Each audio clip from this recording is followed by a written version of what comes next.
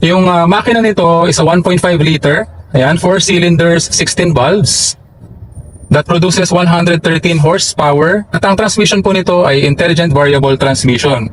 Pinagpilian po namin sa between Toyota Raize is the E variant ng Toyota Raize and the LX variant ng Kia Sonet. Yun po kasi magkatapat sa dalawang brand na ito, no?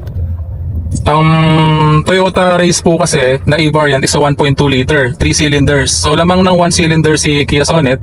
Tapos sa valves, syempre dahil 4 cylinders si Kia Sonet, 16 valves siya. Doon sa Toyota Raize is only 12 valves. And galing na kasi kami sa Mitsubishi Mirage. So si Mitsubishi Mirage has 3